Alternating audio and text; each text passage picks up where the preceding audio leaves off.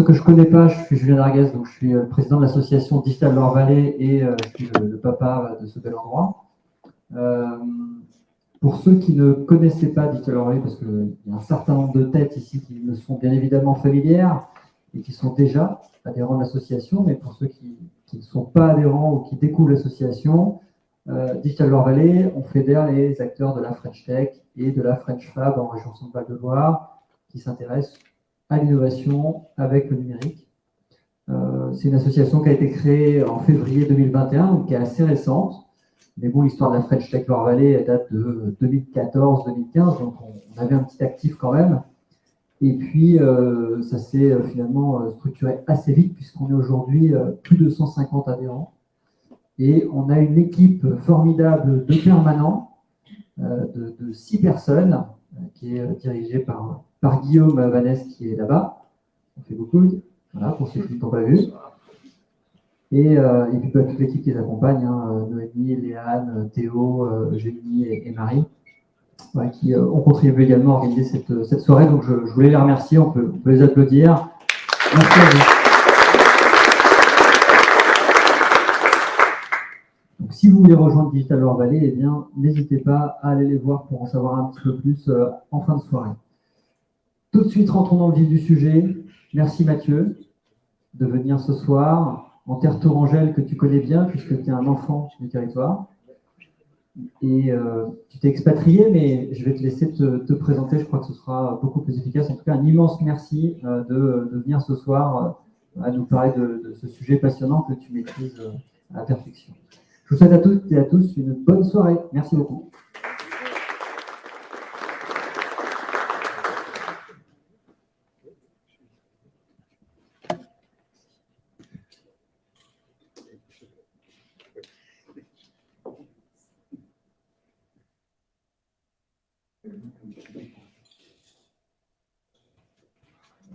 Bonsoir.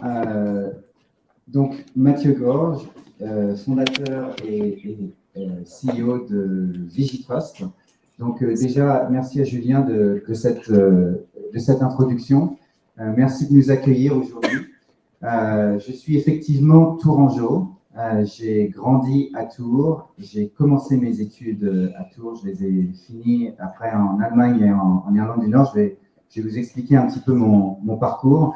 Je vais prendre à peu près 20 minutes de votre temps pour vous expliquer mes vues sur la cyberresponsabilité dans l'entreprise et en fait pour préparer le panel qui va suivre. Donc, je suis basé entre Dublin, New York et Paris. Vigitrust, mon entreprise que j'ai créée il y a presque 20 ans, il y a 20 ans en janvier. Les 15 premières années, on a commencé à être assesseur en sécurité, donc on faisait des audits de sécurité, on faisait de la formation, on était accompagnateur, on était consultant. Et puis, il y a à peu près 5 ans, on a pivoté l'entreprise vers du software et aujourd'hui, on est provider de solutions en mode SaaS dans la conformité réglementaire et légale sur une centaine de frameworks et de lois et de standards. Je vais vous en parler un petit peu plus. Basé à Dublin avec des bureaux à Paris et 2 bureaux aux US. Donc, je suis passionné de la cybersécurité et de la conformité réglementaire. Ça fait à peu près 25 ans que je suis dans ce milieu-là, puisque j'y étais déjà avant Vigitrust. J'ai eu l'honneur de gagner plusieurs récompenses en 2021, 2022, notamment 2022 Most Influential Cyber Security Leader. Et j'ai aussi écrit ce livre qui s'appelle The Cyber Elephant in the Boardroom. Donc, j'ai amené des livres. Si ça vous intéresse d'en avoir, je les signerai volontiers après quand nous pourrons boire un verre. L'idée du livre, pour moi, c'était de pouvoir partager ma compétence et mon savoir en tant que vétéran, entre guillemets, de la cybersécurité, parce qu'en termes de cybersécurité, quand on est en cyber de plus de 5 ans, on est déjà vétéran, parce que ça change tout le temps. Donc, d'avoir 20-25 ans d'expérience, on est vraiment un vieux de la vieille. Et donc, l'idée du livre, pour moi, c'était de démystifier tout le jargon technique et tout le jargon légal qu'on trouve autour de la cybersécurité. Et une des grandes problématiques, c'est que quand on va voir les organes décisionnels d'une entreprise, quand on est IT manager, RSSI, DSI, et qu'on va leur parler, qu'on va leur demander un budget, en général, ils nous voient comme le département du non. Non, on ne peut pas mettre ce nouveau service en place, c'est trop dangereux, ou alors comme un coût. Et en plus, on leur parle dans un langage qu'ils ne comprennent pas. Donc, l'idée du livre, c'était de traduire tout ça. Je vais vous en parler un petit peu plus. Je voulais encore dire un grand merci à Julien et à toutes ses équipes, ainsi qu'à Guillaume et toute son équipe, et notamment Noémie qui a beaucoup aidé, et puis aussi à Julien Martin, que je ne connais que depuis 2 ans à peu près, mais on s'entend très bien. Lui n'est pas tourangeau, il est venu s'installer en Touraine. Moi, je me suis expatrié. Et on a des parcours un petit peu complémentaires et tous les deux dans la cybersécurité, donc merci encore. Et puis merci bien sûr aux autres intervenants que je présenterai tout à l'heure. Avant que j'entre dans le vif du sujet, je voulais partager un petit peu de quelque chose de personnel pour vous expliquer comment la culture de sécurité change selon votre vie. Alors voilà une photo de moi et de ma sœur. Je ne sais pas quel âge on avait, on devait avoir 3 et 5 ans. Et mon point, c'est que la façon dont on grandit, la façon dont on est éduqué, la famille, vous donne déjà un aspect de ce que vous pouvez partager et de ce que vous ne pouvez pas partager. Et je voudrais en profiter pour accueillir ma mère qui est là, ainsi que ses amis et mes amis d'enfance qui sont aussi venus ce soir pour nous accompagner. Alors après, voilà la photo de classe. Je crois que c'était le CM2. Je suis là, le 3e en bas en partant de la droite.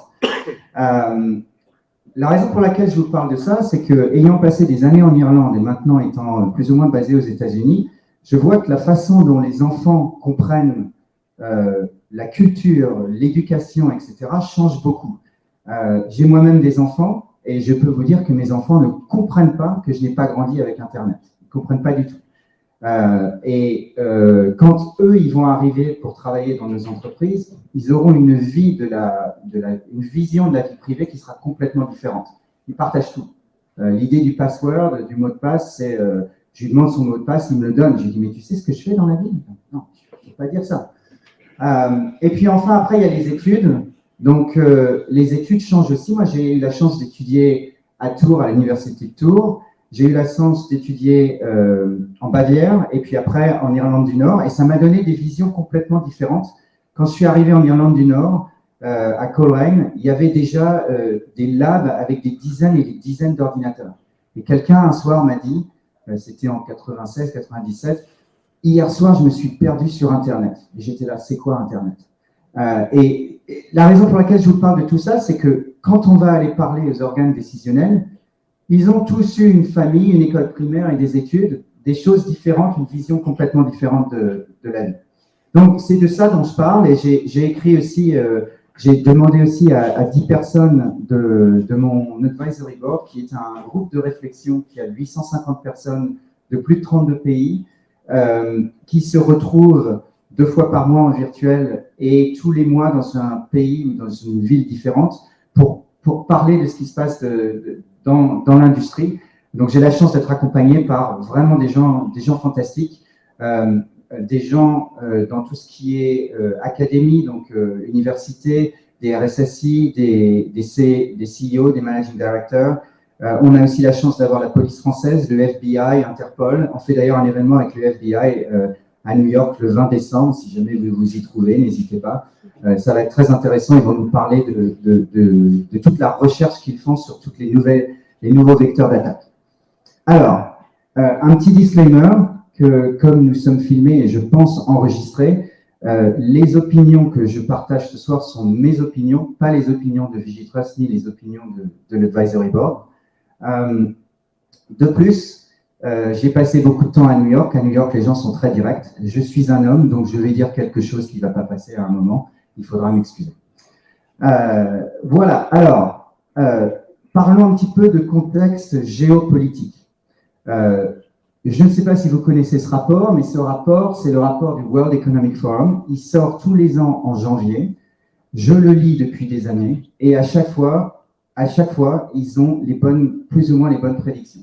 Jusqu'à cette année, le rapport est sorti le 15 janvier, si je ne me trompe pas.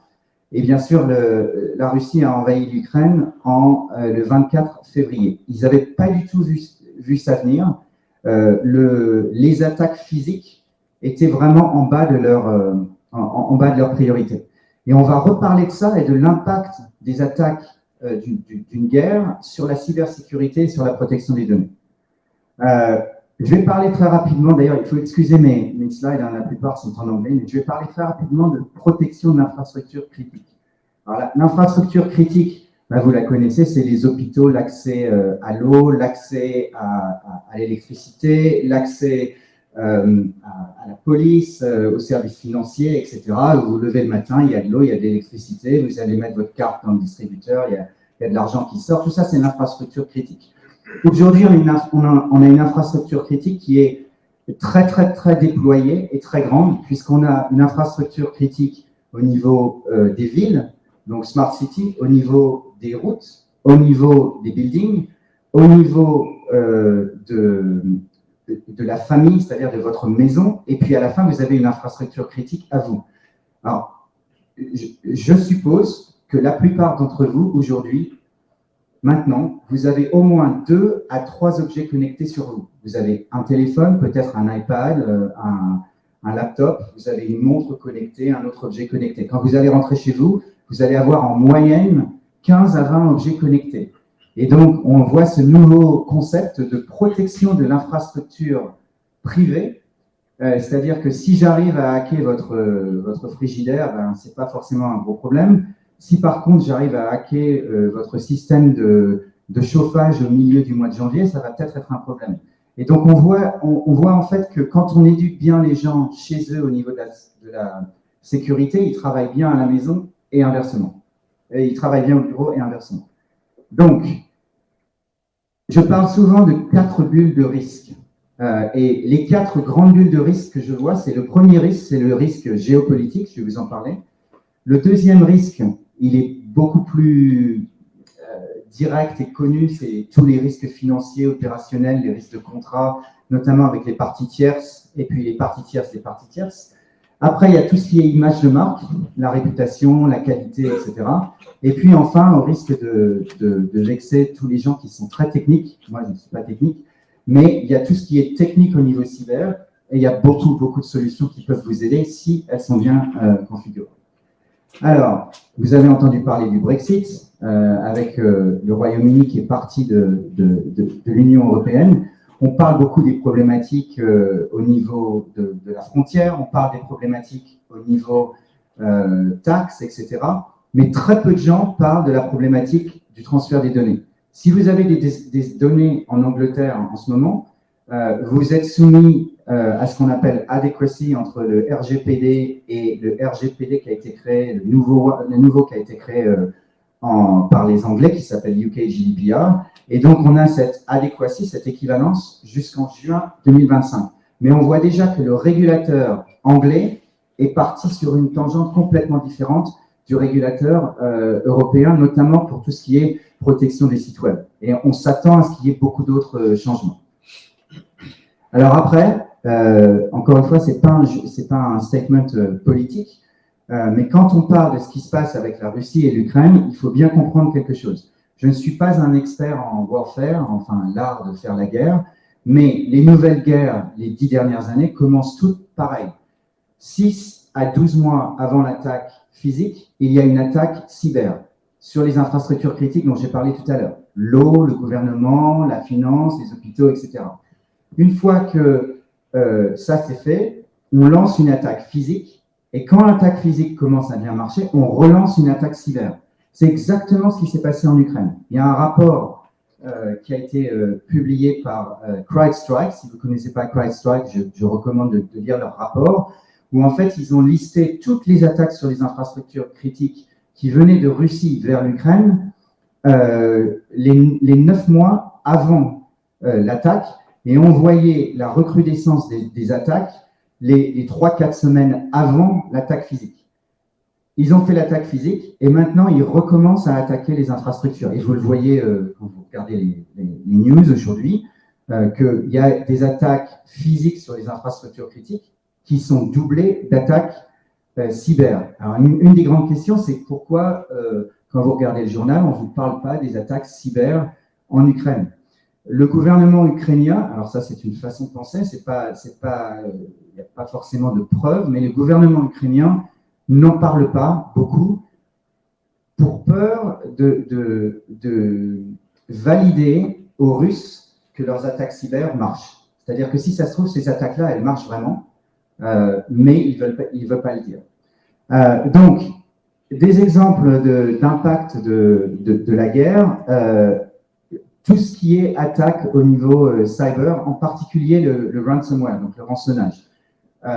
On s'attend dans les 6 à 18 mois qui viennent à une recrudescence d'attaques ransomware venant de la Russie vers les pays de l'Ouest qui soutiennent l'Ukraine de façon ouverte. La France, les États-Unis, l'Australie, l'Allemagne, le Japon et d'autres, etc.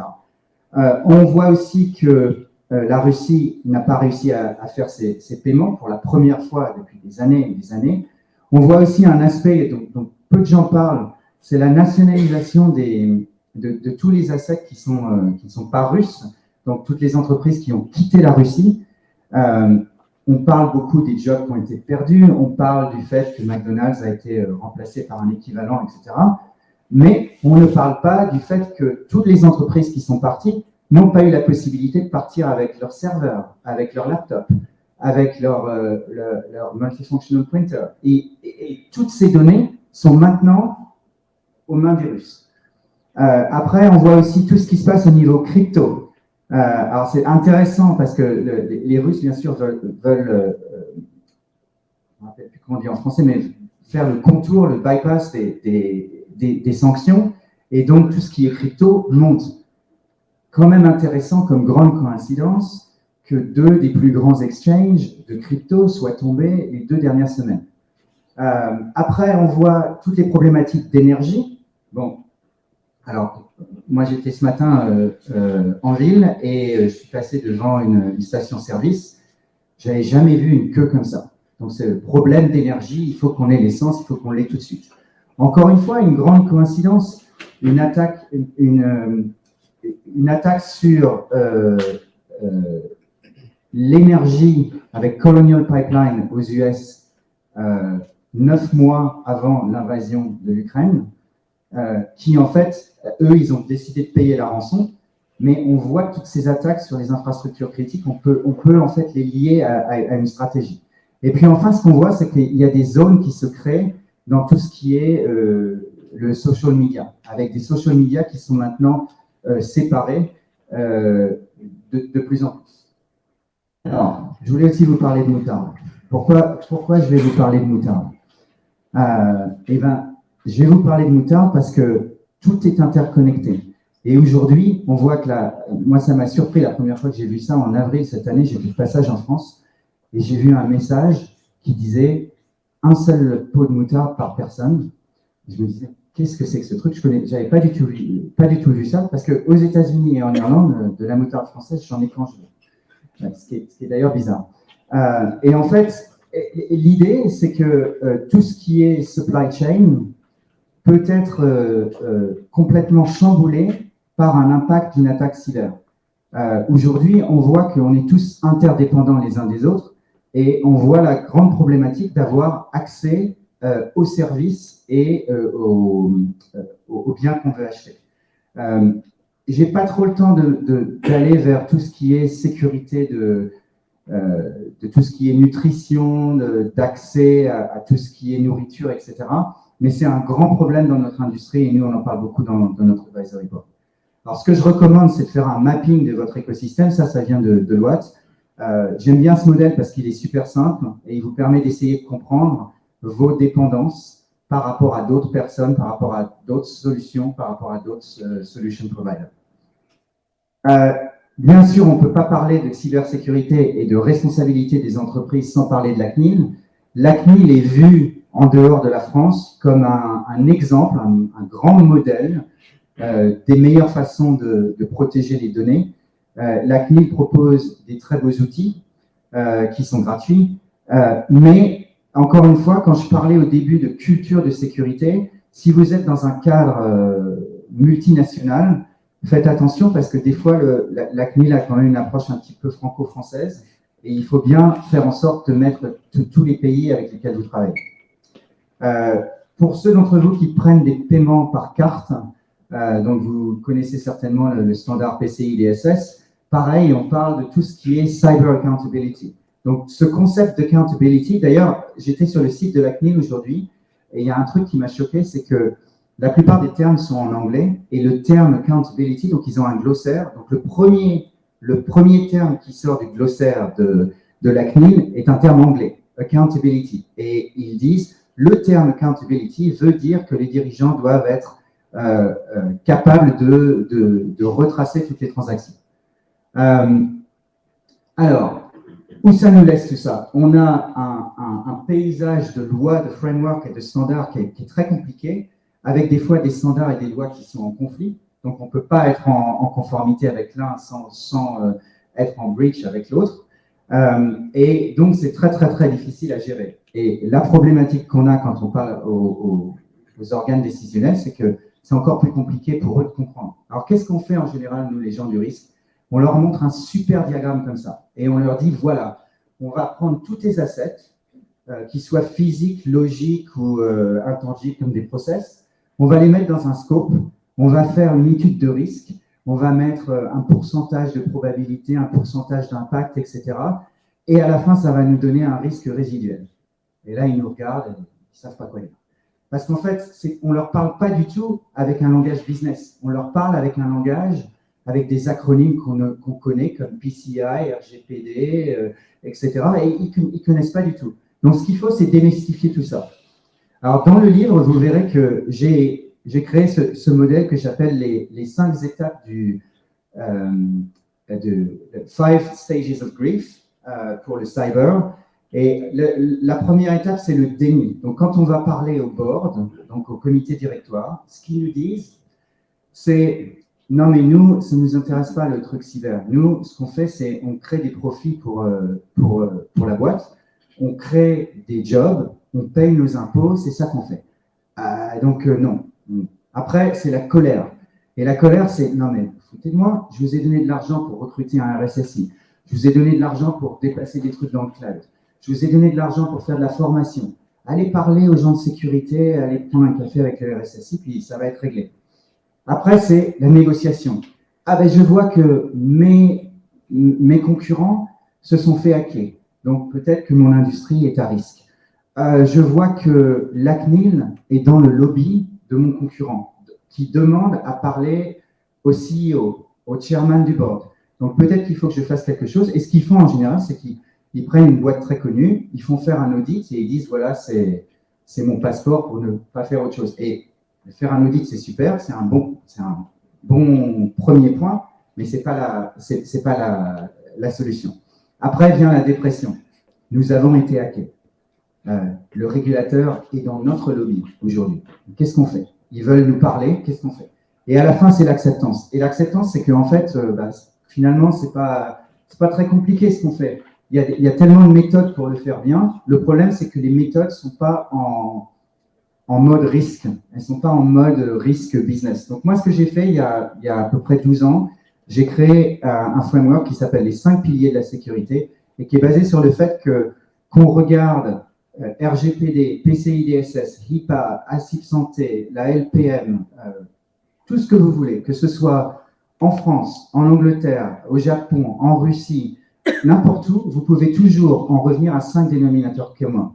La sécurité physique, la sécurité des individus, la sécurité des données, la sécurité de l'infrastructure au sens large, c'est-à-dire vos employés, vos franchisés, vos succursales, votre cloud, vos applications, etc. Et aussi tous les gens qui travaillent en hybride. Alors, je n'ai pas trop le temps de parler de Covid, mais Covid a eu un impact énorme sur tout ce qui est sécurité, parce qu'on a, du jour au lendemain, vers le 15 mars 2020, On a tous ouvert plein de trous dans nos firewalls pour que tout le monde puisse travailler de chez soi sur des machines qui n'étaient pas protégées, sur des machines qui appartenaient aux employés et pas à l'employeur. Et maintenant, on se retrouve avec ce gap, ce grand fossé de 2 ans de données qu'il faut protéger. Et puis à la fin, il y a la gestion de crise. Donc, l'idée, c'est de faire la formation des organes décisionnels en face-à-face ou par e-learning. Après, on a créé, et c'est dans le livre, 2 questionnaires. Un questionnaire avec 25 questions pour le board, des questions super simples, en mode business risk, et un questionnaire avec 60 questions pour les gens qui sont plus opérationnels. Et ça vous permet de créer une plateforme de conformité. Alors, j'ai presque fini. Je voulais juste en revenir à mon advisory board. L'advisory board, c'est gratuit. C'est non commercial, donc on n'a pas d'agenda pour vendre quoi que ce soit, à part vendre un réseau ou un réseo de collaboration où les gens viennent partager. Et je vois certaines personnes ici qui y ont participé et qui y ont parlé à Dublin ou à Paris. Donc, on fait un événement de 3 jours à Dublin au mois de mai. Si vous pouvez venir, ça serait super. D'ailleurs, au mois de mai, il y a des vols directs avec Ryanair. Ils ne m'ont pas payé pour dire ça, mais c'est direct. Voilà, donc j'ai fait un tour super rapide de la conformité réglementaire et légale en mode business, j'espère. Donc, voilà le livre. Il y a des livres au fond. Je serais très heureux de vous en donner un et de le signer si ça vous intéresse. Si vous n'arrivez pas à dormir, je recommande de lire le livre. Ça, vous dormirez comme des bébés. Voilà, et donc avec ça, je vous laisse mes coordonnées. N'hésitez pas à me contacter. LinkedIn est probablement la meilleure façon de me contacter ou par email. Et je serai très heureux de répondre à des questions, soit je crois qu'on n'a pas trop le temps maintenant, mais peut-être pendant le panel ou après. Voilà, merci beaucoup.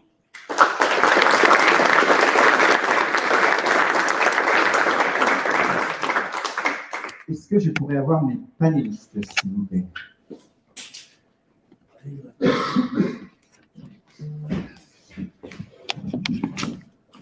Alors,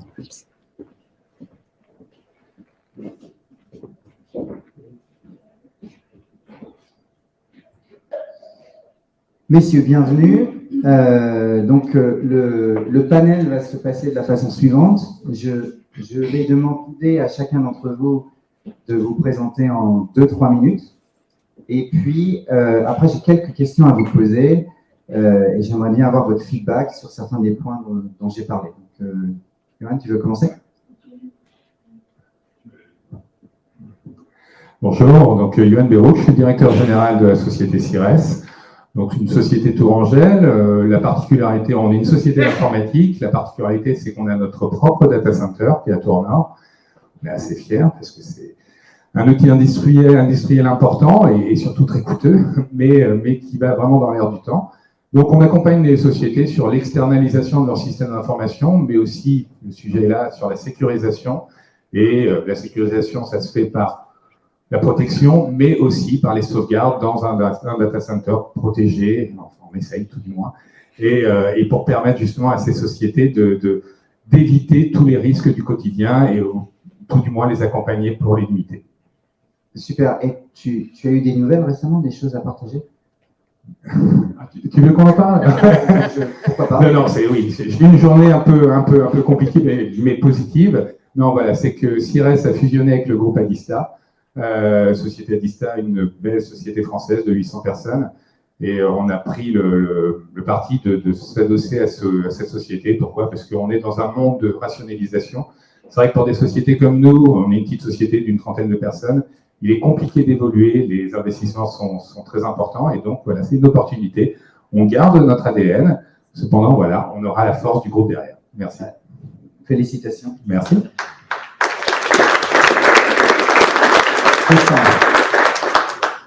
Bonjour tout le monde, donc je suis Tristan Lozano, je suis cofondateur et directeur général de l'entreprise Security Data Network. Security Data Network, enfin on va dire SDN, tout en général, donc est une entreprise purement cybersécurité. Nous avons principalement, on s'appuie sur notre centre d'opération de sécurité, donc le SOC, pour l'acronyme, Nous avons donc effectivement une équipe dédiée sur la partie SOC, sur la partie analyse forensique et aussi sur tout ce qui va être audit de sécurité ou test d'intrusion, sur la partie très technique. Donc voilà, nous sommes vraiment, vraiment à cheval sur la partie cyber, on fait vraiment que ça. Et donc on partage aussi donc, avec CIRES la partie externalisation, donc toute la partie SI que nous proposons dans le cloud.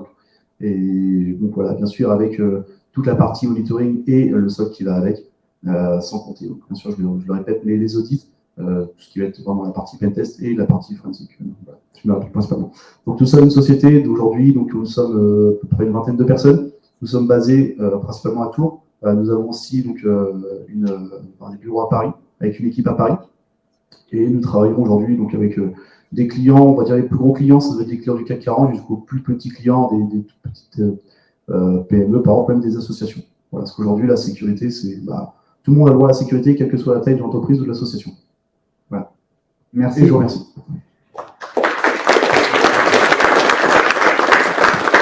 Merci, bonjour à tous. Donc David Rix, donc je fais partie du groupe S2I. Donc S2I, c'est une société française de plus de 40 ans, donc, qui est présente dans le monde entier. On a environ 12 000 collaborateurs et environ la moitié en France. On est présent sur la région centre, donc entre Tours et Bourges pour l'instant. Donc moi, je suis référent de la solution cybersécurité pour la région centre. Donc, je m'occupe principalement de développer et de commercialiser des offres cyber pour les clients de la région centre. Donc, principalement, je suis positionné sur des clients plutôt PME et ETI. Donc, ça va être important de le signaler pour la suite de la conversation, parce que évidemment, on ne s'adresse pas de la même manière à des dirigeants de PME ou d'ETI ou à des boards de grands comptes, évidemment. Donc voilà, donc j'interviens sur toute la région et au niveau national aussi, donc sur également tout ce qui est collectivité territoriale. Voilà. Merci. Alors, première question, comme on parle, moi je parlais quand même de grandes entreprises, hein, bien sûr, les 5 piliers de la sécurité, ça s'applique à n'importe quelle entreprise, qu'elle soit grande ou petite. Mais une question pour toi, Tristan, tu as parlé du CAC 40. Est-ce qu'on peut dire que les boards d'entreprises très grandes comprennent vraiment les enjeux cyber? Alors, déjà pour commencer, je vais juste expliquer, effectivement, moi j'ai un profil déjà très technique. Effectivement, je suis donc déjà à la base vraiment pure technique, SOC analyste aussi, pentester, ethical hacker, tout ce qu'on veut.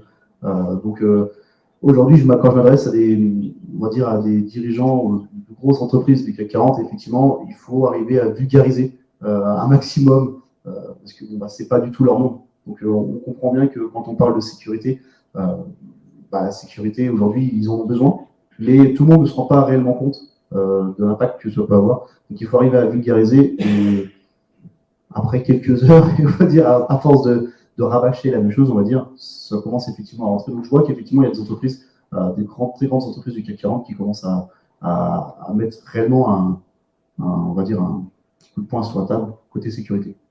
D'accord. Et Johan, de ton côté, au niveau cloud, ils comprennent les enjeux cloud? Oui, alors déjà pour revenir sur j'ai l'exemple d'une société pour qui nous avons travaillé au niveau Big Data, c'était Saint-Gobain.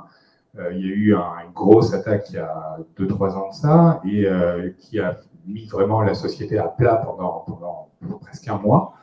Et je pense qu'il y a un problème de compréhension, en effet, mais au regard de ce qui se passe sur leurs voisins, il y a de plus en plus de boards qui se disent « Ok, je ne comprends peut-être pas, je ne vois pas trop l'intérêt d'y mettre autant d'argent. Cependant, voilà, les conséquences financières sont tellement terribles, et puis pas que financières. Parce qu'il y a beaucoup de sociétés qui sont attaquées, qui font un maximum pour ne pas en entendre parler, parce que ça met en évidence un problème de sécurité, de structuration. Donc, non, il y a une prise de conscience. Et sur l'aspect cloud est utilisé à l'heure actuelle pas pour un problème de sécurité. C'est vraiment utilisé parce que les sociétés s'aperçoivent de plus en plus que c'est compliqué de garder l'infrastructure chez eux, et qu'il y a des services dans le cloud qu'eux n'ont pas chez eux, ou n'ont pas les compétences pour les administrer. mais souvent, la volonté d'aller dans le cloud n'est pas un aspect sécuritaire. Et c'est vrai que nous, on insiste beaucoup. On n'est pas, comme vous, des experts en sécurité. On est bon, c'est des formes d'un data center, mais on ne fait pas des gros audits, on fait appel à des sociétés qui ont des certifications pour faire ça. Cependant, nous, on va accompagner justement pour l'élément fondamental, la sauvegarde, l'externalisation, et faire en sorte d'avoir une redondance des données maximum et dans des endroits sécurisés, et pour leur faire comprendre que c'est une méthode aussi pour protéger leurs données, et c'est la première méthode. Donc, passer devant le cloud, c'est bien, mais c'est aussi pour sécuriser. D'accord, super. David, on parlait tout à l'heure de l'impact, ou potentiellement du manque d'impact de RGPD. Donc, RGPD a 4 ans, a eu 4 ans le 18 mai 2022. Donc, on est dans la 5e année. Ça a fait une différence? Alors, l'impact du RGPD, pour moi, oui, il a quand même eu lieu dans le sens où l'avantage, c'est que c'était quelque chose qui était contraignant. On avait des obligations légales quand même vis-à-vis du RGPD, ou en tout cas, ça a bien été avancé comme ça, où il y avait une date butoir pour son application, avec des infractions qui peuvent être relevées derrière, avec des amendes, etc. On en voit d'ailleurs un petit peu qui commence à arriver via la CNIL, qui surveille ça de près. Donc, il y a des choses qui ont été mises en place avec le RGPD, donc ça, c'est quand même un avantage certain pour moi. Ça a quand même débloqué certaines choses. Maintenant, ça a contribué à faire prendre en compte les risques cyber, mais je pense que ça n'a pas été suffisant non plus. Comme tu le disais, Johan, ce qui marche le mieux, voilà, c'est de regarder ses voisins ou de se faire attaquer, et après, on a une réelle sensibilité là-dessus, c'est évident. Moi, ce que j'aperçois sur le territoire, en tout cas, c'est qu'on a encore pas suffisamment de sensibilité là-dessus au niveau des dirigeants en anticipation, vraiment, même sur des choses qui sont fondamentales. Souvent, quand on intervient, c'est après. Très, très, très rares sont les dirigeants à nous solliciter pour mettre en place des premières mesures, des choses très simples qui permettraient d'éviter potentiellement les attaques les plus simplistes, mais qui ont des impacts bien réels. Donc, pour répondre vraiment à cette question, oui, le RGPD a quand même été bénéfique pour moi. Oui. Et merci. Et Tristan, de ton côté, tu as vu un changement depuis le RGPD? Je vais reprendre effectivement ce qu'il disait. Pour moi, j'ai vu un changement, mais qui a quand même mis beaucoup de temps effectivement aussi à arriver. Et aujourd'hui, on peut encore voir ça commencer certaines applications qui ne répondent pas vraiment aux exigences du RGPD. Ça arrive au fur et à mesure. C'est comme la conscience de la partie cyber. Beaucoup d'entreprises commencent à prendre conscience que c'est important de se sécuriser. Et ça met du temps. Ça met du temps, effectivement. Il faut le rappeler, il faut le redire, il faut insister. Et c'est comme le cloud, comme toutes les solutions qu'on peut avoir, effectivement, il faut arriver à évoluer avec tout ça et continuer à en parler, en fait, simplement. On a fait aussi de comprendre ce que c'est. Beaucoup de personnes connaissent l'acronyme RGPD sans réellement savoir ce que c'est derrière, comment ça fonctionne. Donc, ça commence à arriver. Et voilà, on voit qu'il y a quand même un effort de fait sur le RGPD. Mais bon, il y a encore du travail à faire. D'accord. Alors, je voudrais, on va ouvrir aux questions dans quelques minutes. Je voudrais revenir sur cet aspect d'infrastructure critique. Donc, Johan, par exemple, si moi, je travaille avec une entreprise comme la tienne, je mets toutes mes données dans ton cloud, tu me présentes à Tristan et David et on sécurise tout ça. Finalement, le cloud ça fait une partie de mon infrastructure critique.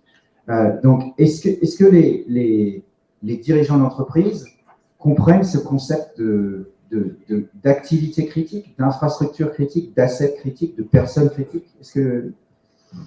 Non, pour beaucoup, après, c'est vrai que moi, je ne suis pas toujours dans les échanges purement techniques et je te dirais que les échanges qu'ont mes équipes avec les DSI, oui, les DSI comprennent. Après, les dirigeants, non, l'aspect vraiment, ils comprennent qu'il y a un aspect critique. Maintenant, où, comment et que faire pour le sécuriser, c'est vraiment une problématique. Et puis, j'insiste, c'est pas parce que vous mettez les données dans un data center qu'il n'y a aucun risque. Le risque zéro, c'est... Dernièrement, j'ai eu un chef d'entreprise d'une grosse boîte avec un fort caractère qui me dit « Johan, je veux mettre mes données chez toi, mais tu m'assures que jamais je serai piraté. » Je dis « Mais non, mais je ne veux pas. Bon, je vais aller voir quelqu'un d'autre. » va voir quelqu'un d'autre. Mais c'est pas. Par contre, ce qu'on va proposer, parce qu'il y a l'aspect cyber, mais dans les données, l'importance des données, il y a aussi d'autres problématiques que des catastrophes naturelles, des plantages. Et en fait, quoi qu'il arrive, on va proposer de mettre les données dans notre data center, mais de les sécuriser dans un autre, et de les sécuriser de différentes façons. On revient même à la bande, à l'ancien modèle. Pourquoi? Parce qu'au moins, on sait où sont les données. Elles ne sont pas attaquables physiquement et via Internet. Mais voilà, c'est très compliqué d'expliquer tout ça et d'expliquer surtout la nécessité de redonder dans des endroits différents tout en sachant qu'on vend un élément sécurisé et donc il y a un manque de compréhension là-dessus. Ouais, et j'en parle aussi dans le livre, c'est ce concept du fait que la sécurité est un voyage et non une destination, c'est un voyage continu. C'est-à-dire de temps en temps, on peut s'arrêter en disant « Ah, ok, ben, j'ai ma conformité RGPD pour l'instant, je suis conforme PCI, je suis conforme SOC 2, etc. » Mais dès qu'on bouge, les vecteurs d'attaque ont changé, le type d'attaque a changé. Puis tu parlais de l'exemple de ton client qui dit bah, « Je vais aller voir quelqu'un d'autre. » De toute façon, il n'y a que deux types d'entreprises. Il y a celles qui se sont fait attaquer et celles qui ne savent pas encore qu'elles se sont fait attaquer. Donc, à un moment, il faut voir la réalité en face et prendre des actions. Autre question au niveau de la sensibilisation, mais pas des dirigeants cette fois-ci, des utilisateurs lambda. Alors, je ne sais pas, c'est peut-être une question pour David. Est-ce qu'on peut avoir tes vues là-dessus? Oui, il y a du travail. Enfin, oui, il y a du travail et je pense que c'est quelque chose. Alors, dans la présentation, ça m'y a fait penser quand tu montrais la jeunesse, etc. Au vu de la place du numérique actuellement dans l'espace des jeunes et de notre vie de tous les jours, je pense que c'est quelque chose qui serait intéressant d'intégrer dès le plus jeune âge à l'école. Pourquoi pas? On fait bien des cours de code ou de sécurité routière. Pour moi, c'est quelque chose à intégrer dès le départ.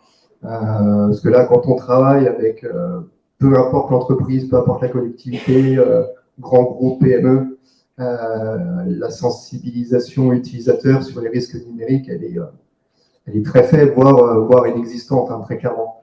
Et pourtant, on sait bien que c'est un vecteur d'attaque qui est très intéressant pour les pirates. C'est une très grosse vulnérabilité du système d'information. Donc pour moi, oui, il y a un gros enjeu là-dessus. C'est un des enjeux principaux. Donc ça passe par de la formation, par beaucoup de pédagogie, parce que c'est vraiment dans leur façon de travailler tous les jours avec l'outil informatique, pour être très concret, très opérationnel. On va leur demander de faire attention à certaines choses, peut-être d'utiliser des outils différents, et donc ça va modifier leur habitude. Et on sait que la gestion du changement chez un utilisateur, comme tout le monde, ça va être quelque chose de très compliqué. Donc il y a beaucoup de pédagogie à faire là-dessus. Ouais. Ok. Tristan, un commentaire là-dessus? Moi, j'irais effectivement, je reprends ce que tu disais, effectivement, je suis tout à fait d'accord sur le fait qu'il faut commencer à faire de la sécurité informatique, on va dire le plus tôt possible.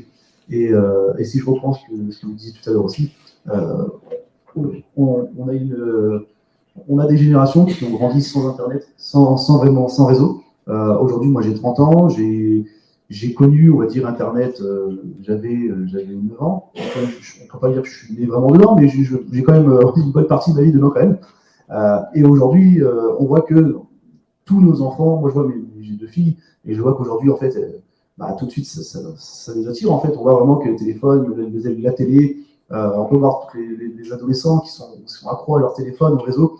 Aujourd'hui, en fait, on ne se rend pas compte aussi du danger qu'il peut y avoir derrière. Donc, il faut vraiment faire la sensibilisation, comme vous disiez tout à l'heure, sur la sécurité routière. Moi, je me rappelle en primaire, je prenais mon vélo et puis je passais le code de la route sur le bitume. Aujourd'hui, ce serait intéressant aussi de pouvoir faire des formations de sensibilisation dès le plus jeune âge pour surtout expliquer le danger des réseaux et aussi les dangers, on va dire, on va dire, à la sécurité de nos données. Aujourd'hui, il y en a moi, quand je pose la question aux gens, savoir si, comme on disait tout à l'heure, donne-moi ton mot de passe, oui, bon, c'est ça, ça ne me dérange pas, j'ai rien à cacher. On lève les chez toi, alors ça n'a rien à cacher. C'est un peu ça, voilà. Si tu as rien à cacher, on lève les chez toi. Ah, mais c'est ma vie perso. Oui, mais c'est pas parce que tu vois pas les gens qui te regardent ou qui t'écoutent que forcément, c'est pas grave. Donc, c'est effectivement quelque chose, on va dire, je crois qu'il faut répéter. Mais je suis d'accord sur le fait qu'il faudrait, dès le plus jeune âge, commencer à faire la sensibilisation. Effectivement. Mais c'est compliqué quand même, parce que C'est très compliqué, bien sûr, parce moi qu'aujourd'hui, j'ai grandi, on me disait ne monte pas dans une voiture avec quelqu'un que tu connais pas. Aujourd'hui, je passe mes semaines à faire ça. J'appelle Uber, je monte qu'avec des étrangers, je les connais pas. Et c'est normal. Et en plus, on me dit que c'est sécurisé. Donc c'est quand même marrant ce problème d'éducation qui doit évoluer. Je ne sais pas où on en est au niveau de timing. Si quelqu'un pouvait me dire combien de temps il nous reste. 5 minutes 10. Ok. 10 avec les questions ou sans les questions? Sans les questions. Sans les questions, ok. Donc, une autre chose dont je voulais parler, tu en as touché un mot, c'est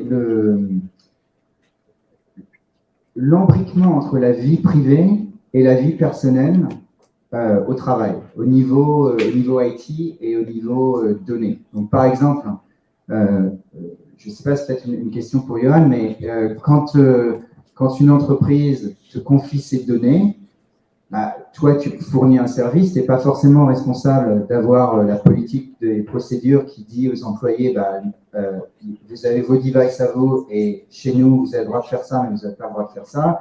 Vous avez le droit de télécharger ce genre d'application, mais pas les autres. Comment on gère ça? C'est très compliqué et nous, on va proposer un service cloud. On ne peut pas, justement, cette sensibilisation des équipes. Enfin, tu vois, si je prends l'exemple tu parlais du Covid tout à l'heure, et c'est vrai que je crois que pendant le Covid, il y a eu une augmentation de 80% des attaques par mail. En fait, il faut se dire que moi, j'ai appelé surtout des dirigeants que je connaissais en disant fais gaffe, je sais que tu passes en télétravail, full télétravail, mais voilà, il y a peut-être des choses à faire, il faut qu'on sécurise des choses, tout. Et puis, ils m'ont tous dit, Johan, attends, déjà, en niveau de thunes, on est mort là, c'est compliqué, il n'y a plus de business. Donc, tu crois que c'est le moment où je vais pouvoir mettre des thunes dans la sécurisation? Non, on va continuer comme ça. Et donc voilà, il y a cette partie-là. Et puis, même sur cette partie, je pourrais dire qu'on peut proposer un service cloud ultra sécurisé au top. Derrière, moi, je peux pas aller voir les équipes. On sait très bien les pièces jointes, enfin, on parlait de sensibilisation, ne serait-ce que de passer la souris sur l'adresse mail en haut et on s'aperçoit que c'est pas la même que ce qui est indiqué, quoi. Derrière l'arrobase, ça n'a rien à voir avec Banque de France, enfin. Mais ça, c'est pour moi deux services totalement décorrélés. Et autant quand ils achètent du cloud chez nous, si je commence à les sensibiliser là-dessus, ils vont me dire ouais, ok, tu veux nous vendre une prestation d'accompagnement, tout ça. Donc en plus, on ne le propose même pas. Mais non. Quoi qu'il arrive, c'est deux choses totalement dissociées. Et le problème de la sécurité, la problématique majeure de la sécurité, c'est ça, c'est les utilisateurs et non pas la sécurité physique des données. Tu veux rebondir là-dessus? Non, je disais effectivement, c'est un peu comme dans la rue, en fait, où chaque fois on dit de faire attention, on disait faire attention, oui, on peut faire attention, mais il faut aussi faire attention aux autres. On peut pas faire attention effectivement à tous ces petits détails. On voit des fois l'adresse mail qui peut changer derrière le petit arrobase, même si des fois on peut usurper la même adresse mail avec la même signature, ce qui est tout à fait possible. Il y a quand même des choses à voir, qui sont assez rapides à voir. Et voilà, on peut se méfier, on peut faire attention nous, mais on ne peut pas non plus se méfier de tout le monde. C'est un peu effectivement comme dans la rue, s'il y a un fou, voilà, on peut se faire agresser, on peut avoir plein de soucis. Et pourtant, chaque fois, pareil, quand on dit aux enfants, faites attention dehors, je fais attention à quoi? À tout. L'informatique, c'est pareil, on fait attention, on est censé faire attention à tout. Tout à fait. Et nous, en tant que professionnels de la sécurité, il faut qu'on fasse tout bien à 100% tout le temps. Les attaqueurs, ils ont besoin que d'une fois où nous, on a raté quelque chose. Et ça c'est un problème. Oui, effectivement, étant des deux côtés de la barrière, attaquant et défenseur, effectivement, côté attaquant, il suffit, comme on dit, c'est un gruyère, il suffit d'un trou et on passe et on peut mettre un bordel monstre. Côté défenseur, effectivement, il faut arriver à patcher tous ces trous-là, et que ce soit côté humain, côté infrastructure, conducteur, les fameux 5 piliers, il faut arriver à être sur tous les fronts, alors que l'attaquant, lui, il s'en fiche, s'il y a des dégâts ou autre, il est chez lui et ça ne dérange pas, à part gagner de l'argent, c'est tout ce qu'il veut. Donc c'est très compliqué de défendre tout ça, que ce soit côté cloud, côté infrastructure physique ou autre, c'est vraiment très compliqué. Ouais. Alors c'est vrai que ça paraît peut-être un petit peu alarmiste, mais il y a quand même des choses qui sont relativement simples à mettre en place pour essayer de pallier à minimum à ces problématiques. La majorité des attaques sur des cibles PME, ETI ou même grands groupes, collectivités. Ça va être des attaques dites opportunistes, hein, où les attaquants vont pas forcément cibler telle ou telle victime, mais vont profiter de brèches qui sont présentes partout. Donc ça va être, voilà, on l'a dit, ça va être du phishing. Donc il va ratisser large et celui qui va ramasser, tant pis pour lui, mais peu importe. Et ça va être aussi tout ce qui est gestion des mots de passe. Et ça, il y a quand même des choses qui sont relativement simples à mettre en place pour se protéger de ça. Former les gens, ça va être les entraîner, hein, faire des fausses campagnes de phishing, hein, et après à mettre de la pédagogie derrière, avec des ateliers de sensibilisation, ce genre de choses. Déjà, ça va les impacter directement. Quand ils vont voir qu'ils se sont fait avoir, alors pour défaut, hein, et qu'on leur explique les impacts potentiels derrière pour l'entreprise, pour eux, hein, dans leur vie personnelle, ça les touche, ça va les impacter directement et il y a un vrai impact. Hein. Nous, on fait ça, on voit bien le avant-après sur un délai de 6 mois. On fait 2 campagnes de phishing, une sans rien. Après, on fait des ateliers de sensibilisation en expliquant aux gens pourquoi il ne faut pas cliquer. Pourquoi ce qu'il faut regarder, hein, les trucs simples, hein, tu l'as dit, hein, c'est vraiment les adresses mail, c'est les liens bidons. Si on vous propose un téléphone, c'est peut-être un peu trop beau, quoi. Mais ça marche, hein. Franchement, on l'a fait encore la semaine dernière, le premier coup, le mail est bidon, quoi. Vous avez gagné un super téléphone, cliquez, renseignez vos données pour participer au concours, et ça ira, quoi. Donc on fait ça en premier, on passe tout le monde en atelier. 6 mois après, on peut faire quelque chose de beaucoup plus péchu, réaliste, quoi. On se met à la place d'un vrai attaquant, les gens, on a beaucoup moins de clics, beaucoup moins de données renseignées. Et c'est pas un énorme investissement pour une entreprise. Et pourtant, l'impact, en termes de sécurité, il est énorme, quoi. Et il faut que ce soit fait de manière continue. C'est ça, parce qu'après, c'est de l'humain derrière. Hein. Donc, si on ne rappelle pas de temps en temps ce qu'il faut faire, ce qu'il ne faut pas faire, évidemment, ça. Alors, ce qu'il y a. Oui. On parlait du téléphone, effectivement, on a gagné un téléphone, on peut aussi faire des campagnes sur des faux LinkedIn, des faux comptes Facebook, tout ce qui est assez connu et le faire effectivement de façon répétée, on va dire toute l'année, et intervertir à chaque fois, mais on arrive toujours à avoir quelqu'un. Voilà. Et si on fait 100%, c'est déjà quoi. C'est ce qui est déjà arrivé. Si vous trouvez Mathieu Gorge sur Facebook, c'est pas moi.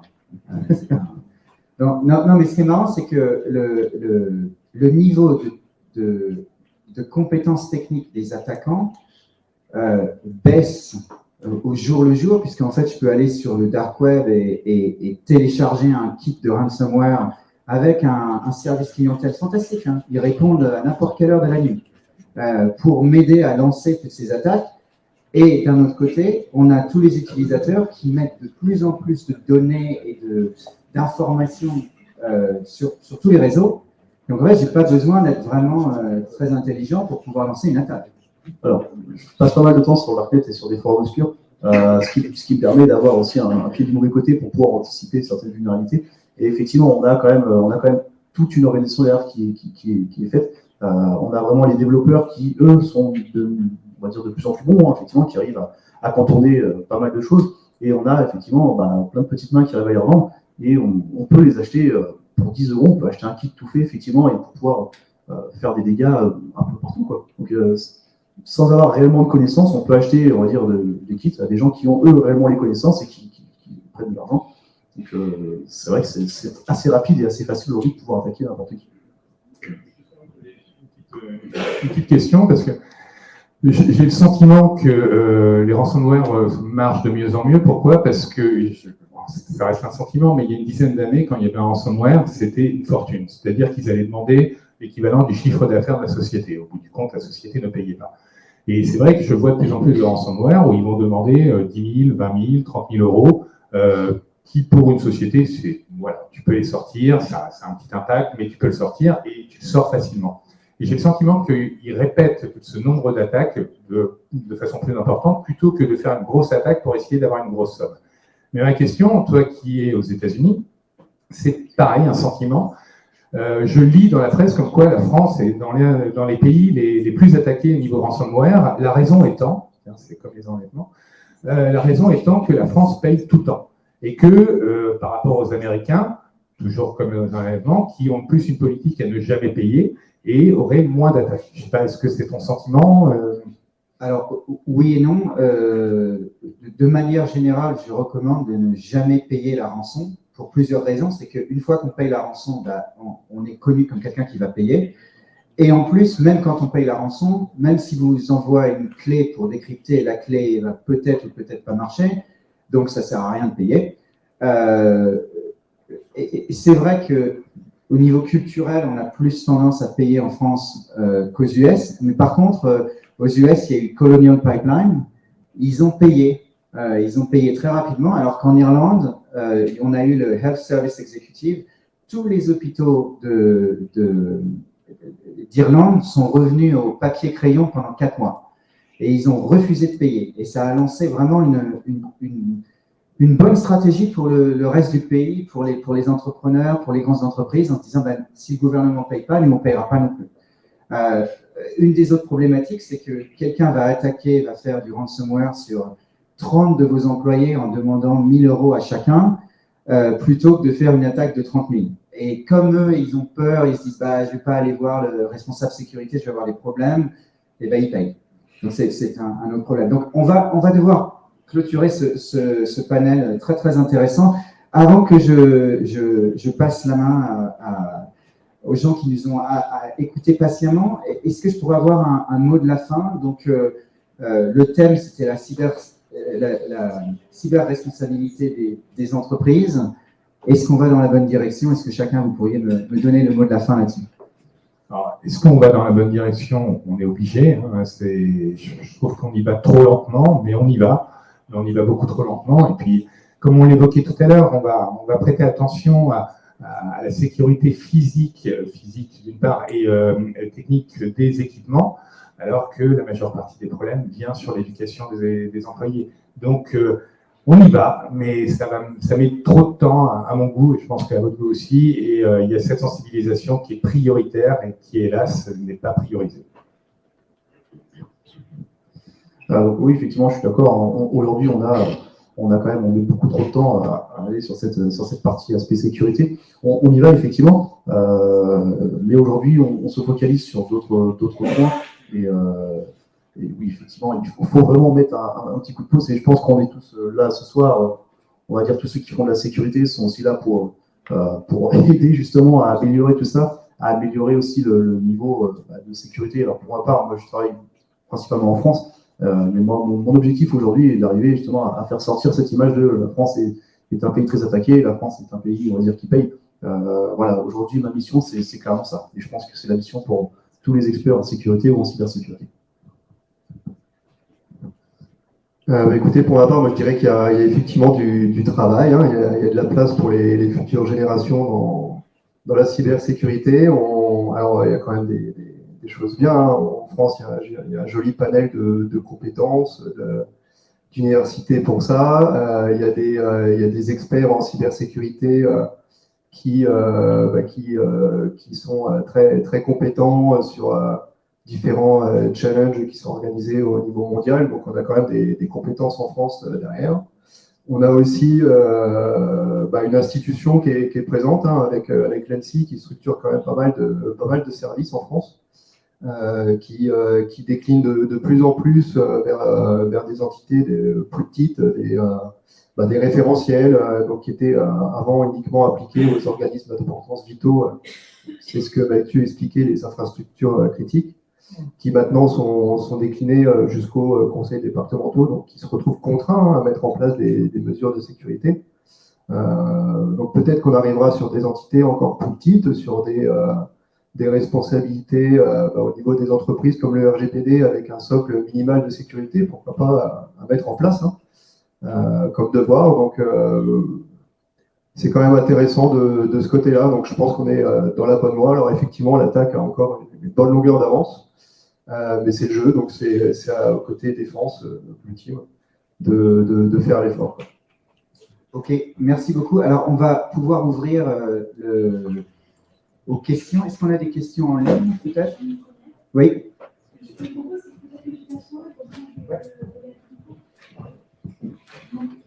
Pour la première question, donc c'est Sophie qui la pose. C'est l'utilisateur étant le maillon faible de la sécurité. Quelle action existe ou serait à envisager dans les écoles pour sensibiliser les plus jeunes futurs actifs? Oui. Alors, c'est le maillon faible. C'est pas forcément le maillon faible. Hein. C'est effectivement un maillon de la chaîne de sécurité. Hein. Tout ne vient pas à l'utilisateur. Hein. Si rien n'est sécurisé autour, l'attaquant ne passera pas forcément par l'utilisateur. Maintenant, des actions simples. Hein. On voit dès le primaire ou voire vers le collège, c'est sûr. De toute façon, tous les enfants ont un téléphone portable. Donc, pour moi, c'est des actions simples. Hein, pour reprendre le terme alors pas forcément de l'ANSSI, mais c'est de l'hygiène informatique. Hein. C'est comment utiliser proprement les outils numériques, comment essayer de garder un petit peu de sa vie privée, ne pas diffuser tout, voilà, comme disait Mathieu au départ. Donc ça peut passer par peut-être des mini-cours ou comme de l'éducation routière, ce genre d'activité vers les plus jeunes.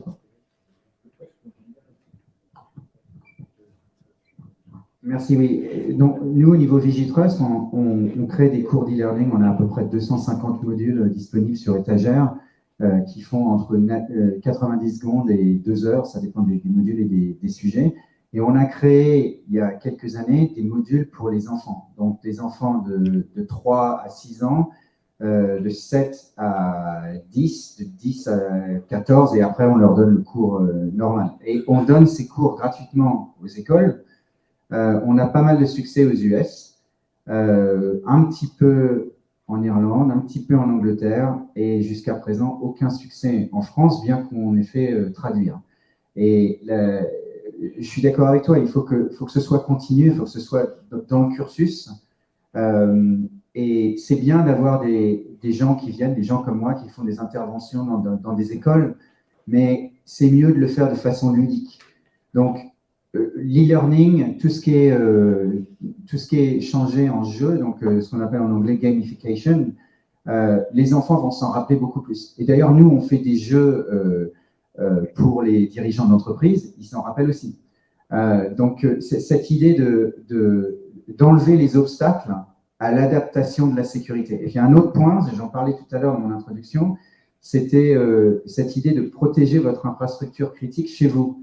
Si moi, je fais une bonne sensibilisation de mes employés en leur expliquant ce qu'est l'infrastructure critique de l'entreprise, en leur expliquant que c'est les laptops, les clés USB, les téléphones, etc., quand ils vont revenir chez eux, ils vont vouloir protéger ça aussi. Et un pas de plus que je peux faire, c'est leur fournir les softwares. Parce que moi, ça va me coûter quoi, 5 $ par an, enfin 5 € par an. Eux, ils vont apprécier ça. Et du coup, quand ils vont revenir travailler chez moi, ils seront plus conformes et plus compliant. Est-ce que quelqu'un a une question?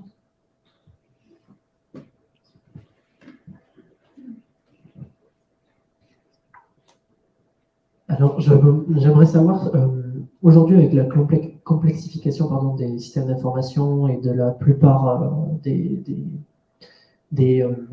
plateformes digitales et data, est-ce qu'on va venir à en être obligé de travailler avec les géants, les fournisseurs de cloud, ou est-ce qu'il y a les plus petits acteurs ou même du on-prem est encore d'actualité dans l'avenir? C'est pour toi, ça. Non. Non. C'est vrai qu'on va pas se voiler la face, hein, que ce soit Google, Amazon, Microsoft, c'est génial. Ils ont des moyens colossaux, ils ont des capacités de développement, de créer des nouveaux paradigmes géniaux, clairement. Cependant, vous savez, il y a pas mal de sociétés qui viennent nous voir parce qu'on a notre data center en France, détenu par une boîte française. Et ça a vraiment un intérêt. Vous savez, il y a le Patriot Act aux États-Unis qui donne le droit d'accessibilité à l'ensemble des données, et ça inquiète. Et ça va de Microsoft 365 à l'ensemble des services proposés. Et quand on voit dans la presse, donc ce qui n'est pas toujours bien pour moi, mais il y a de plus en plus de data centers de proximité. Parce que c'est aussi le paradoxe du cloud. Il y a quelques années, on vous expliquait que vos données, vous les mettez dans le cloud, vous en foutez peu importe où elles se trouvent. Par contre, maintenant, les clients, ils me disent, attends, c'est dans le cloud, mais c'est où? Et en fait, la visite du data center, le côté physique, palpable, intéresse. Donc non. Par contre, nous, qui étions provider de cloud, Je propose un cloud hybride en pouvoir interconnecter les infrastructures qui sont dans mon data center à des infrastructures Azure et autres. Pourquoi? Parce qu'ils proposent des services que nous ne sommes pas en capacité de proposer. Donc, on ne va pas se détacher d'eux, on va les utiliser sur des services particuliers. Donc, non, je reste convaincu, même s'ils sabrent une part du marché énorme, parce qu'ils apportent un service vraiment performant. Non, il y aura toujours des acteurs de proximité, des data centers de proximité, des sociétés françaises sur lesquelles beaucoup d'autres sociétés s'adossent. Je voulais aussi revenir sur ce que tu disais tout à l'heure par rapport à tous les clouds Microsoft ou les géants américains avec le Patriot Act. Là, c'est une question que j'ai entendue, qu'on m'a dit et j'ai jamais eu la preuve. C'était par rapport à tout ce qui était. Donc, on a tous les géants américains qui viennent aussi créer des data centers en Europe, mais comme on l'a dit tout à l'heure, les sauvegardes sont externalisées sur d'autres. Donc, effectivement, si les data centers respectent les RGPD en Europe, si les sauvegardes sont envoyées à l'étranger, les sauvegardes appartiennent aussi effectivement à l'étranger. En fait, on perd nos données à un moment ou à un autre. On a toujours un problème de données. Aujourd'hui, je refuse effectivement de mettre mes données, même mon toute l'infrastructure de l'entreprise est dans le cloud. Et aujourd'hui, cloud français, cloud en région centre. Et je refuse effectivement d'aller chez les gens américains, tout simplement pour pouvoir garder au minimum mes données et de pouvoir modifier mon infrastructure comme je le souhaite sans avoir besoin à chaque fois de demander à Microsoft où mes sauvegardes vont, et ainsi de suite. Justement, il y a un exemple flagrant. Microsoft a justement insisté pour montrer le fait qu'ils avaient construit des data centers hébergés entre autres via DataCat et autres en France. Donc, ils sont localisés en France pour dire, voilà, vous inquiétez pas. Et pour autant, comme tu le dis, les données sont sauvegardées, donc sont soumises au Patriot Act. Et récemment, donc, pour tout ce qui est hébergement de données de santé, l'État a donné 2 ans aux hôpitaux pour quitter Microsoft Azure, et donc les autres, bien sûr, pour ne plus utiliser leurs services, même si les données sont dites hébergées en France. Donc, ouais. On a le même problème aussi sur les solutions Apple, pour ceux qui ont des téléphones Apple, des PC Apple ou ceux qui utilisent le iCloud, même principe, vos données sont sur votre poste, sont peut-être sur le cloud hébergé en France, mais des sauvegardes sont faites à l'étranger et bien sûr vos données ne vous appartiennent plus à partir de là. Donc même les téléphones, ceux qui mettent des photos sur leur iCloud, sur leur iPhone, c'est sur le téléphone, c'est peut-être hébergé sur un cloud en Europe, mais voilà, on perd quoi qu'il a à un moment donné, on perd notre donnée, quoi. Je sais qu'il y a une autre question. Je voulais juste rebondir très rapidement. Vous savez que c'est la Coupe du Monde au Qatar. Je lisais un article hier d'un régulateur européen que je ne nommerai pas, mais qui est très proche de nous, qui disait que si vous allez au Qatar, il faut obligatoirement télécharger 2 applications, une application Covid et une application pour la Coupe du Monde. Et que ces 2 applications sont en fait hostées au Qatar, dans un data center au Qatar qui appartient au gouvernement, et que donc il n'y a absolument aucune attente de vie privée là-dessus, et d'aller, il recommandait aux supporters français d'aller au Qatar avec des vieux téléphones réinitialisés ou des téléphones jetables. Donc on en arrive quand même des fois à des discussions un petit peu alambiqué, mais c'est vrai qu'il faut tout prendre en compte. Oui.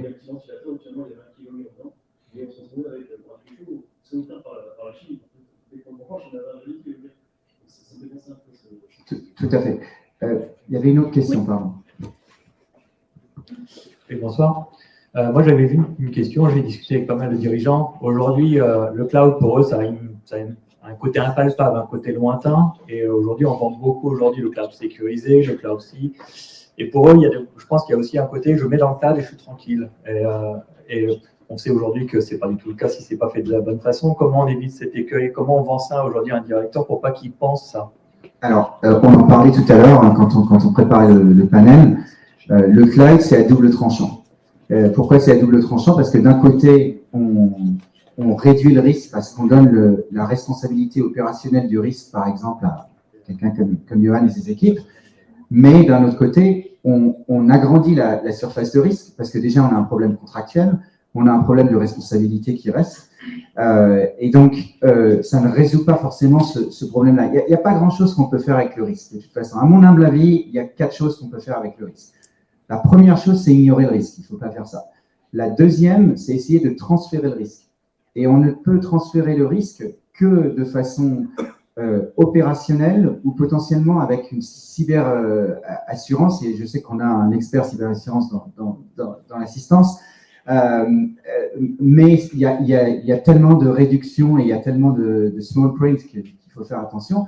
La troisième, c'est de réduire le risque avec des politiques, des procédures, de la formation, des solutions techniques. Et enfin, à la fin, il faut accepter le risque. Et si le risque n'est pas acceptable, il faut changer le business process.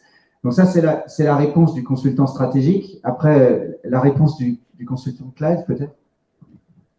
Non, après, c'est aussi la maturité de l'équipe technique, du dirigeant là-dessus. Hein. C'est, comme je le disais tout à l'heure, ouais, on va proposer le cloud, mais on va aussi proposer justement derrière, ils ont du mal à comprendre, mais pourquoi tu veux que mes données soient dans un autre data center? Je le mets chez toi. Et ouais, je suis d'accord avec toi, c'est compliqué des fois. C'est compliqué de faire accepter tout en sachant que si on met les données dans un autre data center, ça te coûte le double. Hein. Donc ouais, il y a vraiment une problématique autour de ça et quoi qu'il arrive. Et puis, moi, je vois, on est confronté à des sociétés concurrentes qui vont vendre du rêve, ça se fait de moins en moins, et qui vont assurer aux clients en disant non, tu mets dans mon data center, t'inquiète pas, tu n'auras aucun risque, quoi. Jusqu'à ce que. Voilà, donc non, maintenant, nous on essaye au maximum d'être le plus franc possible en mettant en évidence, ok, voilà ce que ça t'apporte comme sécurité, mais voilà où il y a encore un trou, qu'est-ce que tu pourrais faire? Et puis c'est toujours le juste milieu. En fait, tu peux te sécuriser, ça va te coûter une blinde, mais tu n'as peut-être pas besoin de ça. Et donc, il faut trouver là où mettre le curseur en fonction de la criticité de tes données et en fonction de ta capacité aussi financière.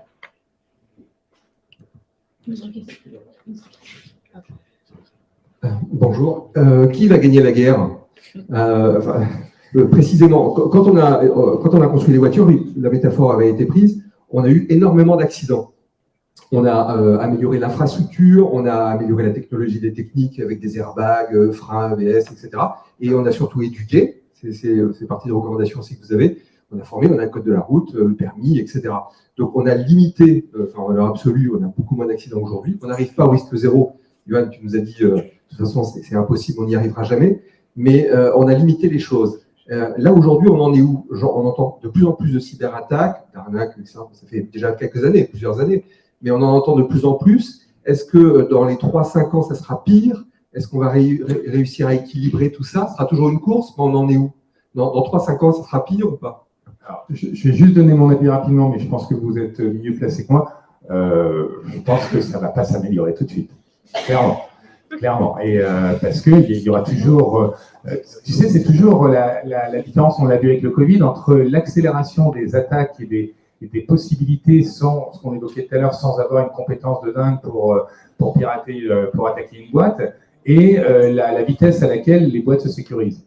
Donc moi, je crains que pendant quelques temps, ça ne va pas s'améliorer, mais ça va s'empirer. Mais bon,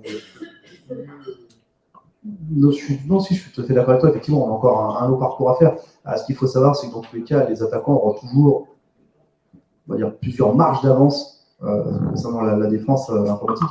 Aujourd'hui, encore une fois, je le disais tout à l'heure, il suffit d'aller un peu surfer sur le côté obscur d'Internet. On se retrouve avec des vulnérabilités qui ne sont même pas connues, qui sont exposées, des fois même qui sont données gratuitement pour dire faites du jouer avec, on s'en fiche.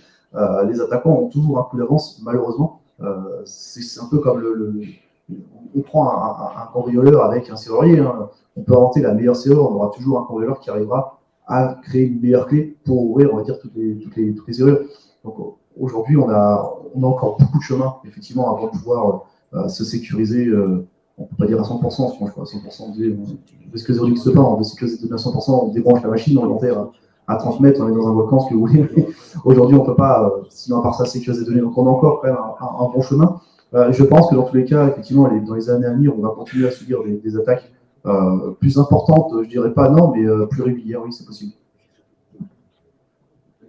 Oui, bien sûr. Moi, je dirais, c'est dû aussi, alors, pour ce qui concerne tout ce qui est entreprise ici, on a une explosion de la digitalisation, de surface d'attaque, donc forcément, on est de plus en plus exposé. On a un retour sur investissement pour les attaquants qui est énorme. On a encore quand même un gros sentiment d'impunité. Donc les attaquants ont porte ouverte, ils seront pas trop embêtés s'ils font ça bien et ils ont quand même peu de risque de se faire avoir. Donc ça, c'est à notre niveau. Et après, alors au niveau géopolitique, etc., on a des attaques évidemment entre nations qui ont lieu tout le temps, basées sur de l'espionnage, etc. Maintenant, on n'a pour l'heure pas encore été vraiment confronté à des attaques sur des infrastructures vitales qui ont réussi. Hein. On s'est encore pas retrouvé en blackout total à cause d'une cyberattaque. Donc peut-être que ça arrivera un jour et on verra bien ce qui se passera. Mais pour moi, on n'a pas encore eu cet acte-là de fait, quoi. Merci. Donc, la question d'origine, c'était qui va gagner la guerre. Alors, moi, je vois ça avec deux façons de le voir. Soit on fait Candide, tout va pour le mieux dans le meilleur des mondes, tout va bien aller, on va y arriver. Soit on fait la scène d'ouverture du film La Haine, où il y a le type qui tombe et qui dit « jusqu'ici, tout va bien ». Et je pense qu'on est plutôt dans le deuxième. On ne se cache plus vraiment la face. Hein, on en parlait tout à l'heure, il y a de plus en plus d'entreprises qui réalisent la problématique. Deux façons de répondre à votre question. La première, c'est de dire ouais, mais il y a toujours des gens qui montent dans des voitures super sécurisées et qui ne mettent pas leur ceinture, qui ont bu et qui ont pris de la cocaïne, et donc ils vont avoir un accident, quoi qu'il se passe. Il y en aura toujours qui feront ça. L'autre, c'est de dire les vecteurs d'attaque changent beaucoup. On n'a pas eu le temps d'en parler aujourd'hui, mais tout ce qui est intelligence artificielle, c'est aussi à double tranchant, parce que nous, on peut l'utiliser pour combattre les attaques, mais les attaquants peuvent l'utiliser pour faire des attaques plus poussées et plus rapides, plus dynamiques. Donc, on a aussi beaucoup parlé récemment d'utiliser la blockchain comme réseau alternatif pour sécuriser, etc. Très bien, mais l'application aujourd'hui blockchain qui vraiment sécurise tout, moi, je ne l'ai pas encore vue. Et puis, comme on en parlait tout à l'heure, il y a les problèmes d'intégration au niveau légal, puisque le légal est toujours quelques années derrière. Hein. Savoir que en France, la loi informatique et liberté de 1978 a été remplacée par la directive européenne des données en 95, qui déjà était complètement surpassée.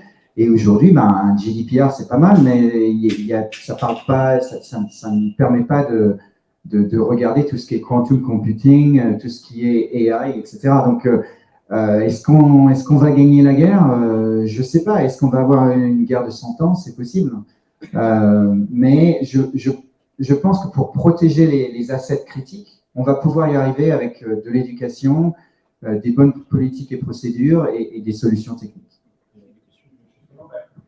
Tu vois, l'éducation, donc My Serious Game a un bel avenir, hein, parce que, comme tu évoquais, l'éducation par le jeu reste la meilleure façon. Et peut-être que chaque collaborateur qui arrive dans une société ou régulièrement avoir ce genre d'accompagnement, de formation. Mais je reviens aussi, justement, je suis en train de lire un livre sur l'IA et qui met en évidence que l'IA pourrait potentiellement sécuriser nos systèmes d'information. Mais en même temps, les hackers pourraient utiliser l'IA pour attaquer cette IA. On parlait des ordinateurs quantiques. Quand on parle que les ordinateurs quantiques ont la capacité de craquer des mots de passe complètement dingues, mais mais pour autant, on peut utiliser l'ordinateur quantique aussi pour se protéger. Mais quoi qu'il arrive, on va utiliser une techno pour se protéger qui sera utilisée pour les attaques. Donc, en fait, ça sera sans fin, quoi.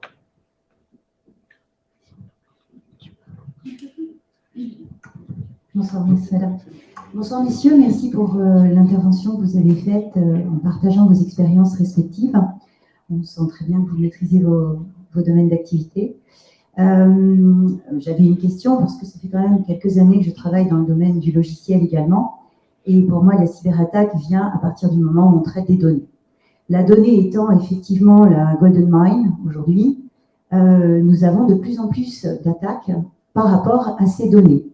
Ces données, donc, elles ont été abordées sous différents angles, côté utilisateur, société, domaine public, gouvernement. On sait très bien que Poutine est revenu à la machine à écrire déjà depuis 12 ans. Ce qui m'intéresse, moi, aujourd'hui, c'est de vous poser la question par rapport à ces grands acteurs qui font du business avec nos données. Est-ce que On doit les considérer également à la fois comme des mères nourricières, puisqu'elles nous permettent d'accéder à Internet et à toute la connectivité qui est liée aux échanges de données. Ou doit-on également être vigilant par rapport aux données et ce qu'ils peuvent en faire également? Est-ce qu'ils sont autorisés à les revendre? Aujourd'hui, on se pose beaucoup de questions. Certaines personnes savent déjà répondre. Je ne vais pas affoler tout le monde. Mais voilà, cette question-là, elle est importante pour moi. Je voudrais savoir quelle est la perspective des acteurs tels que vous par rapport aux grands opérateurs dans le monde, premier point. Et puis le deuxième point, c'est que bon, tout n'est pas si noir parce que la donnée, elle est traitée par du logiciel, mais le logiciel est drivé par du hardware. Et de plus en plus, l'évolution technologique aujourd'hui permet de développer du hardware security by design. Ce qui veut dire qu'on attend aujourd'hui de plus en plus la possibilité de sécuriser en fait justement les infrastructures par le hardware. Quel est votre point de vue également sur ce point-là? Je vous remercie, monsieur. Alors, je vais peut-être commencer. Il y a beaucoup d'aspects dans votre double question. Hein. Les opérateurs et le design de sécurité. Alors, pour les opérateurs, il faut lire le contrat quand on signe. Mais qui lit le contrat? Qui lit le contrat jusqu'au bout? Qui dit que le grand opérateur américain ou australien ou n'importe où va ou même français hein, d'ailleurs, va partager les données. Après, il y a l'aspect RGPD. Dans RGPD, normalement, quand on donne le consentement de passer sa donnée, c'est pour un objectif très précis. Et s'il y a un objectif secondaire, même s'il vient après, il faut que moi, je demande au data subject sa permission. C'est très rarement fait, mais c'est dans la loi. Après, il y a cette idée de travailler avec des parties tierces. Et les parties tierces, c'est des parties tierces. Et encore une fois, ça, on en revient au contrat. Mais très peu de gens lisent le contrat. Il y a des modèles qui sont très bons là-dessus. Le modèle américain de OCC, Office of the Controller of the Currency, qui est vraiment très très bien pour la gestion des parties tierces et de leurs parties tierces. Mais à la fin, il faut lire le contrat et il faut comprendre quel type de données on partage. Est-ce que c'est des données structurées, non structurées? Est-ce que c'est des données confidentielles ou non? Est-ce que j'ai une classification, etc., etc. Donc ça sera ma réponse pour la première partie, la partie opérationnelle. La deuxième partie qui était Security by Design, ça se retrouve aussi dans le RGPD et dans beaucoup d'autres standards. Je dirais qu'effectivement, il y a du hardware qui est de plus en plus sécurisé et qui peut aider. Par contre, là où moi j'ai des grandes craintes, c'est dans tous les objets connectés à usage personnel, parce que les entreprises qui construisent ça, le construisent avec leur priorité, c'est d'être sur le marché le plus vite possible, c'est pas d'être sécurisé. Et c'est très dur à sécuriser après. Et l'autre problème qu'on a, c'est que on voit de plus en plus dans l'industrie que pour tous les devices qui coûtent pas cher, eh ben, au lieu de faire un upgrade de sécurité, j'achète le nouveau, mais j'oublie de déconnecter le premier. Et donc, du coup, même s'il y avait Security by Design, j'ai des assets dont j'ai plus le contrôle. Mais c'est une question qui est très intéressante et il nous faudrait carrément une autre conférence pour répondre. Mais très bonne question, merci. Ouais, non, je rajouterais juste pour la partie opérateur, effectivement, il y a la première partie, soit on donne son consentement en validant le contrat, bon, ça arrive. Après, il ne faut pas être dupe sur certains acteurs aussi. Et après, je dirais même jusqu'à dire que de toute façon, dès qu'on donne une donnée à n'importe quel opérateur, n'importe quelle application, on n'est pas à l'abri que cette donnée, cette application, cet éditeur se fasse pirater. Tous les jours, il y en a. Vous allez voir Hawaii Ping-Pong, si vous ne connaissez pas. Vous allez voir tous les sites qui se sont fait hacker, enfin, qui ont été recensés, qui se sont fait hacker. Vous pouvez renseigner votre adresse mail, vous verrez. Et vous verrez. Donc, ce que je veux dire, demain, vous vous inscrivez sur une bourse au vol ou je ne sais pas quoi, vous mettez deux données. Ce site-là se fait hacker, vos données sont revendues, elles sont distribuées. Donc, à partir du moment où vous utilisez n'importe quel service, il faudrait être vigilant à ce que vous mettez sur le service, en fait. Malheureusement, voilà, il n'y a pas de sécurité zéro, encore une fois, c'est l'hygiène informatique.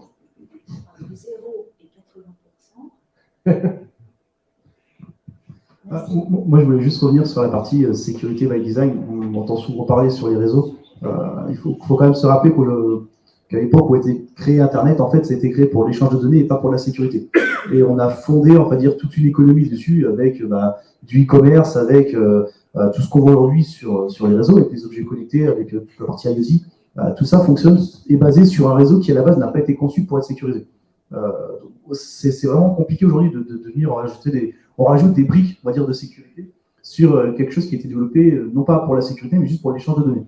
Après, si on parle sur la partie hardware, la sécurité by design hardware, pourquoi pas, mais il faut se souvenir que la plupart du hardware est fait en Chine avec des pièces soit chinoises, soit américaines. Donc on a, pour la plupart du temps, je dis la plupart du temps, on a quand même des processeurs américains, on a la plupart du temps des cartes... Oui, bien sûr. Alors, je reste purement sur la partie, on va dire, tout ce qui est connecté, entre guillemets, ordinateur, enfin les laptops, les serveurs, tout ce qui va être montre connecté, tout ça. C'est fait par des entreprises qui sont étrangères. Donc les processeurs, que ce soit la plupart de nos PC ou de nos téléphones, c'est américain ou chinois. Que ce soit les cartes réseau, c'est américain ou chinois. Donc, en soi, je dirais que la sécurité by design, il faudrait avoir des équipements avec du hardware 100% français ou européen qui respecte les RGPD, qui soit conçu by design, ce qui prendrait du temps. Il faudrait refaire limite un Internet by design qui soit sécurisé. Donc aujourd'hui, à part, on va dire, chiffrer le plus possible les données, transférer des données sensibles, oui, c'est ce qu'il faudrait faire. Et puis, comme on disait tout à l'heure, un site qui se fait attaquer, aujourd'hui, une adresse mail, ça se revend entre 5 et 15 centimes sans mot de passe. Donc aujourd'hui, même votre adresse mail, comme vous savez, sur iPinPone, effectivement, on voit des adresses mail. Quelqu'un qui attaque un site, qui récupère une liste d'adresses mail, il peut revendre la liste entre 5 et 10 centimes ou 15 centimes l'adresse mail pour pouvoir faire des campagnes de phishing derrière. Donc, comment? Tout dépend de l'adresse, en fait, en soi. Mais on peut avoir des listes de 5 millions d'adresses qui peuvent être vendues pour $50 ou pour $200, tout dépend, je veux dire, mais c'est très compliqué aujourd'hui de pouvoir sécuriser 100% de données, enfin, c'est même juste impossible. Mais le by design, aujourd'hui, ça devient compliqué, parce qu'on continue à agrandir, on va dire, ce réseau Internet qui a été fondé vraiment pour le transfert et pas pour la sécurité. On a vu ce que ça a donné sur un petit téléphone rose. Au début, la partie hacking, les pirates informatiques, les hackers, les premiers hackers, c'était sur les réseaux téléphoniques. Donc, même avant l'arrivée d'Internet, il y avait déjà du hacking, ce qu'on appelait les flickers, à l'époque, où ils arrivaient à pirater des lignes téléphoniques. Donc, avant l'arrivée d'Internet, il y avait déjà des hackers. Donc, les hackers étaient là avant l'informatique. C'est aussi les hackers qui ont créé l'informatique qu'on a aujourd'hui et qui sert aujourd'hui pour ce qu'on a tous aujourd'hui. Les PC et les serveurs, c'était créé par les hackers. Donc, ils auront toujours, pour moi, un coup d'avance. Donc la solution, 3615, sécurise ma donnée. Donc on arrive à la fin de notre panel, donc je voulais vous remercier pour toutes vos questions en ligne et en physique, et puis remercier Johan, Tristan et David pour tout leur input ce soir. De mon côté, je voulais aussi remercier à nouveau Julien et ses équipes de nous avoir accueillis. Juste finir sur une petite note que d'un point de vue personnel, c'est quand même franchement fantastique d'être à Tours, de voir qu'il y a des entreprises à Tours qui se bougent, qui montent, qui mergent, qui se développent, qui ouvrent des succursales à Tours, etc. Et ça c'est super. J'ai grandi quand je suis allé sur le marché du travail au début, où moi j'avais fait langues étrangères appliquées, on me disait déjà tu es bien retombé sur tes pieds, ça ne me plaisait pas beaucoup. Et puis après on me disait tu viens d'où au fait? Je disais je viens de Tours. Ah ouais, mais c'est tout petit. Eh bien, regardez aujourd'hui, on a une 50aine de personnes ici, on a des gens en ligne, on a un des meilleurs coworking centers de France, si ce n'est le meilleur. On a des gens de Digital War Valley, qui est donc le French Tech local, qui est vraiment, vraiment fantastique, qui va vraiment de l'avant. Et ça fait vraiment plaisir de voir tout ça. Donc, hop Tours. Et je pense que ça conclut notre événement et qu'on peut passer peut-être dans dans la salle derrière. Et si vous voulez une copie du livre, je vais me mettre là-bas et je serai très heureux de vous le donner. Donc, merci encore.